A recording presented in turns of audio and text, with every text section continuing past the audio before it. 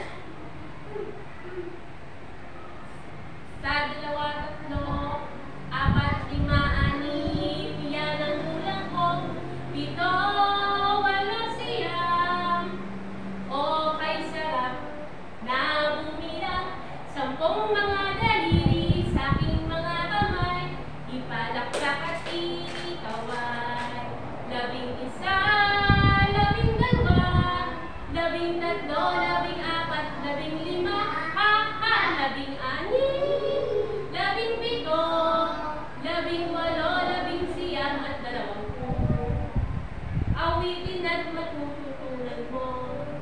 Awit na ba bilang ay kaya mo?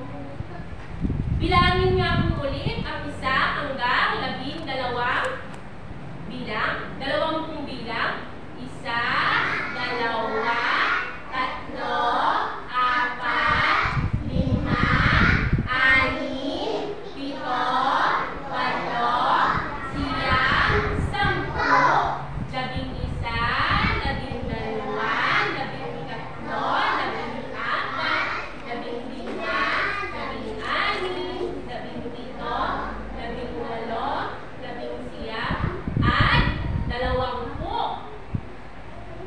ngayon ay may mga ipapakita ko sa inyo mga larawan at inyong sasabihin kung ilan ang bilang ng mga ito. Atin na itong sisimulan. Anong number po ito?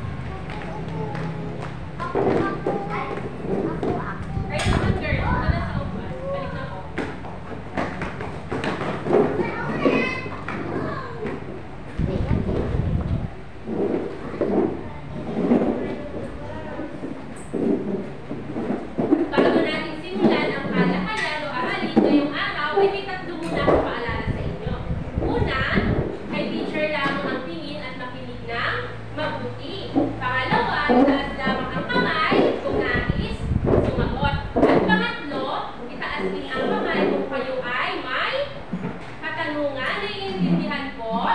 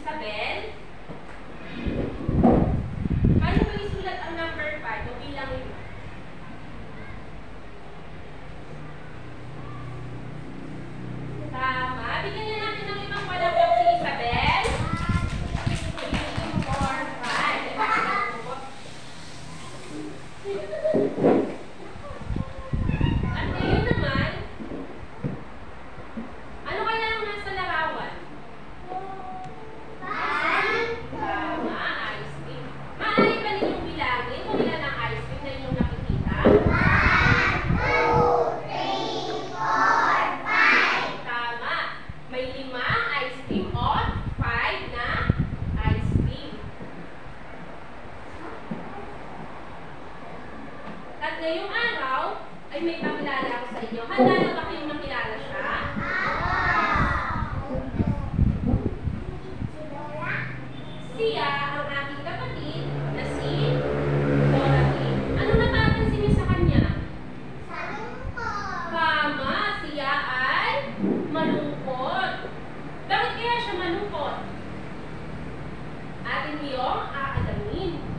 Araw ngayon ng Martes at malungkot si Dorothy.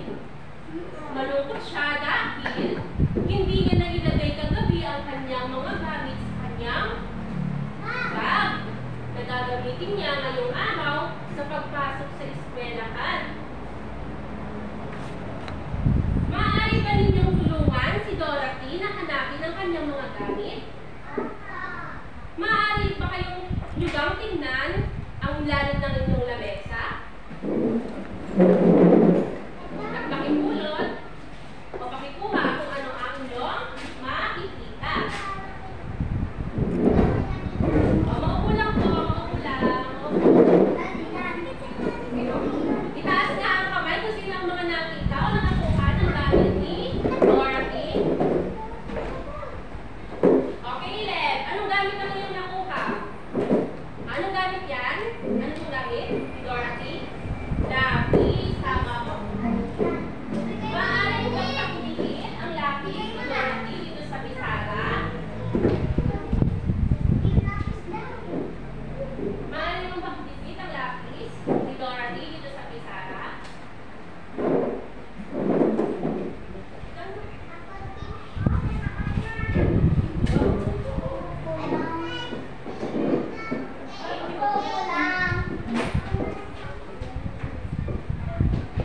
Sino bang nakahanap ng gamit ni Dorothy? Si A. Maaari bang ano ang gamit na iyong nahanap, nakita? Okay. Maaari mo bang itigil sa bag ni Dorothy? Thank you. Sino ako? Si Audrey. Audrey, ano po yung gamit ni Dorothy na iyong nakita? Bakura. Pakikinig po sa bag ni Dorothy.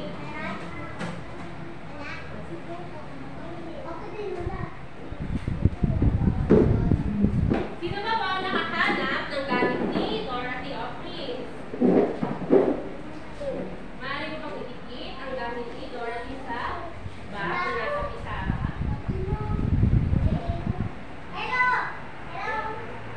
Sino ba po ang nakakuha? Oh, what's this? Pakidikit sa bag ni Dorothy.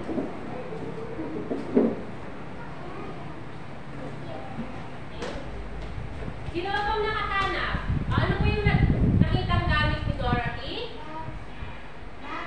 Baon o pagkain. Pakidikit po ang gamit ni Dorothy sa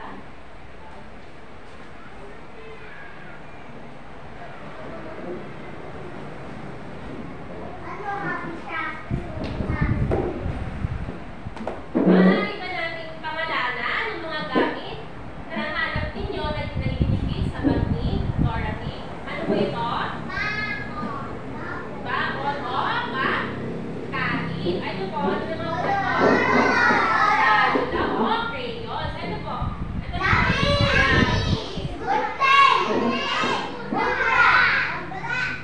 At maaari ba nating bilangin ito?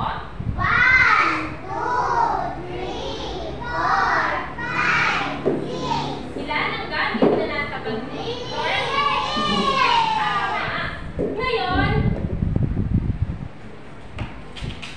ay natutuwa si Dorothy dahil tinulungan niyo siya hanapin ang kanyang mga gamit na gagamitin sa paaralan. Ngayon ay siya ay masayang tutungo sa paaralan ngayong araw.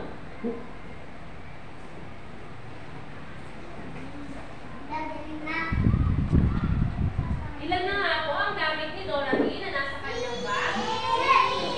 Bilangin niya po ulit. 1, 2, 3, 4, 5, 6. Tama, ang gamit na nasa bag ni Dorothy na gagamitin niya ay sticks o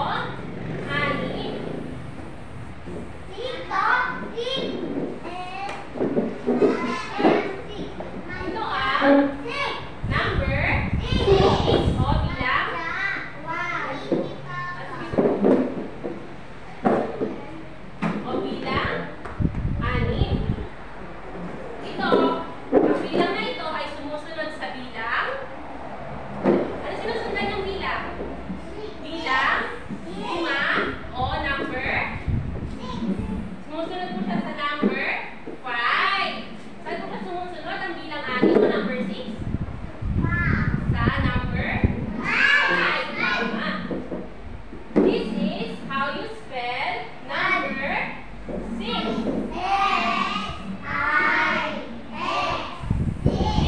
Pakiulit nga po. Tama. How do you spell number 6, Robert? Tama. How do you spell number 6, Chanel?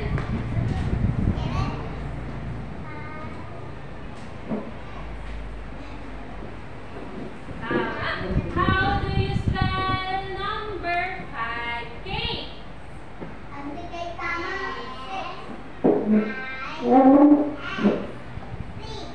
Very good. At paano naman ang tamang pagsulat ng number 6? Ang tamang pagsulat ng number 6 ay, ayos po. O paano? Isabel?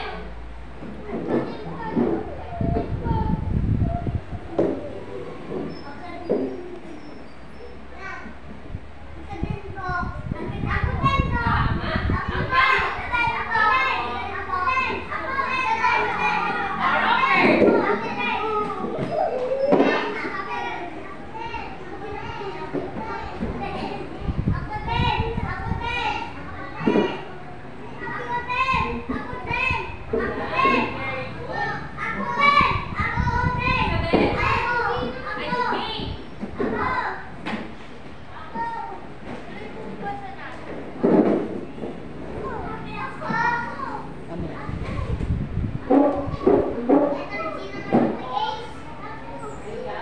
very good. Thank you po. Ang tamang pagsulat ng number 6 ay malaking kalahating bilog mula sa itaas, pababa, at maliit na bilog sa ibaba. Paano ulit? Paano po si teacher? Malaking kalahating bilog mula sa itaas, pababa, at maliit na bilog sa ibaba. Gamitin na, isulat naman po ito sa hangin. Gamit lang yung mga daliri. Malaking kalahating bilog pababa at maliit na bilog sa ibaba. Malaking kalahating bilog mula sa itaas, pababa, at maliit na bilog sa ibaba. Maaari po bang tumayo ang lahat? Isulat naman ito gamit ang inyong bewang. Malaking kalahating bilog pababa mula sa itaas at maliit na bilog sa ibaba. Ulitin nga po. Malaking kalahating bilog mula sa itaas, pababa, at maliit na bilog sa itaas. Ayan po, maaari na umupo. Bigyan nga po natin ang ating mga sarili ng Hungarian clap. Alam niyo po ba yun? Magayain si teacher ha? 1, 2, 3.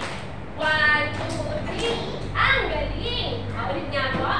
1, 2, 3. 1, 2, 3. Ang galing! 1, 2, 3. Ang galing-galing! Ayun po.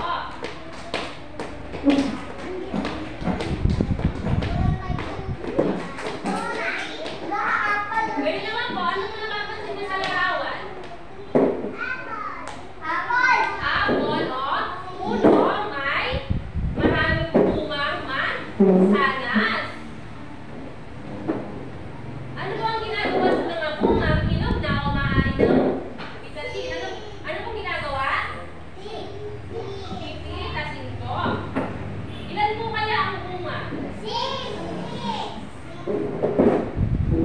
Maaari bang pitasin, Gab, ang mga bunga o na nasa puno o ang mga mansanas? Bilangin ito isa-isa at ilalagay ito sa ating kahon o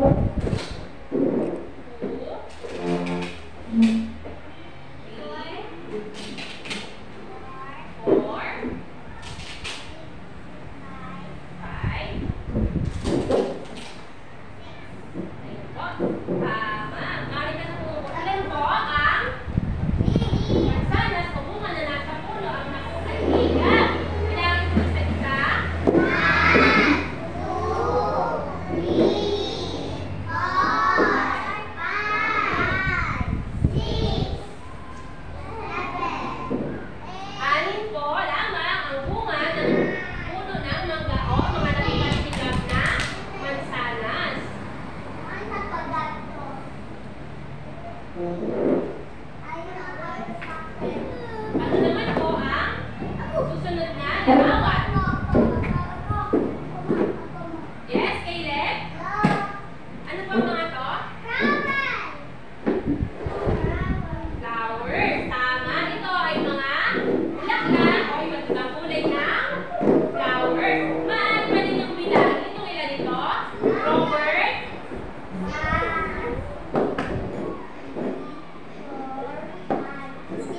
Tama. Maaari mo pang isulat, Prince, ang number 6 o bilang 6 dito sa ibaba ng mga bulaklak.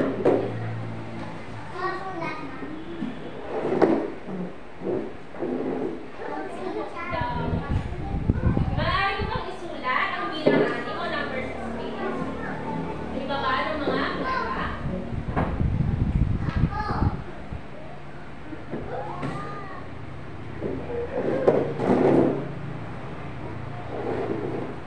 Ayan, very good.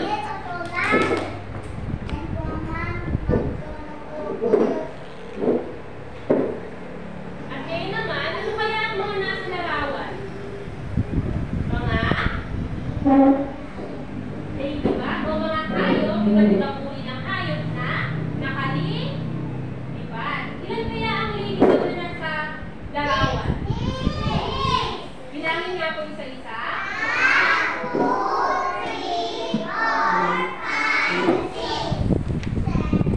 Ilan, maaari po bang bilugan ng mga hayop na may anim na bilang, Tiffany? Oh,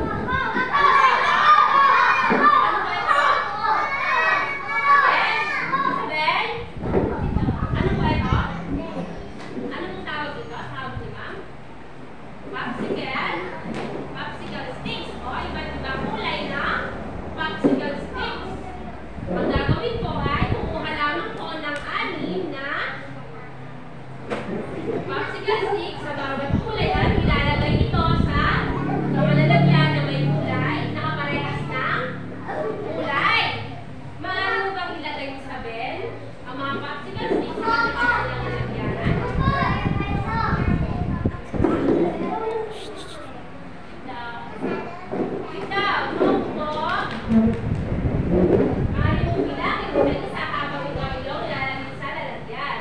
2, 3, 4, 5, 6.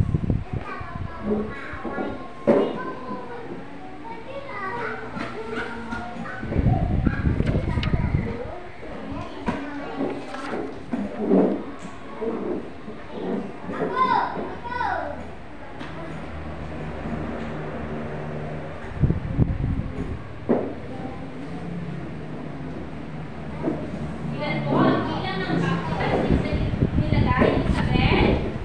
Ilan po? Ilan po popsicle sticks? Arden? Ilan po? Ilang popsicle sticks po nilagay ni Isabel? 6. Very good.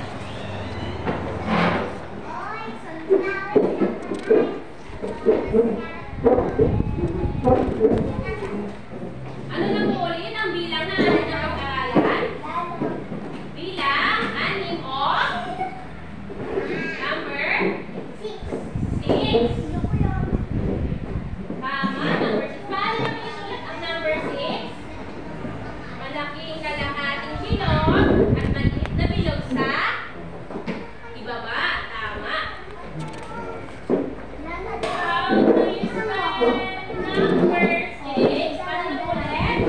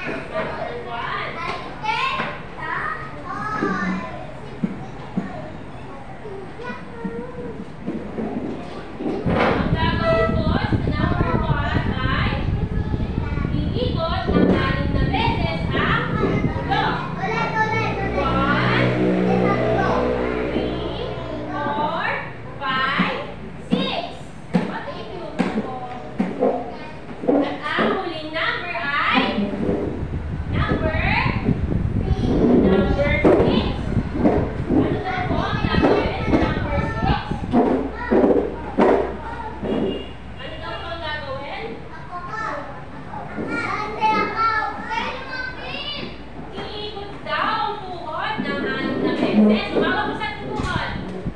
At ikot po ng 6 na beses. 1, 2, 3, 4, 5, 6. Ayan, very good. Biglan nyo nga ng mga sarili ng ang galing class. 1, 2, 3, 1, 2, 3. Ang galing.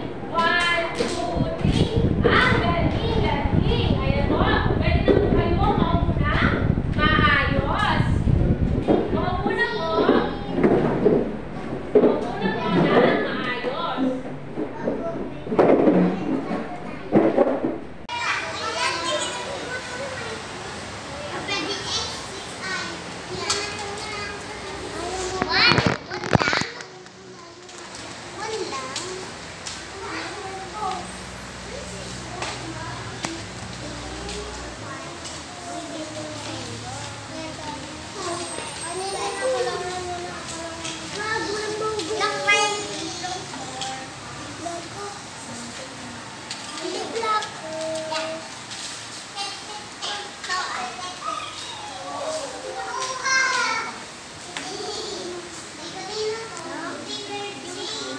O, kulayan mo na, Marco. 6 lang po.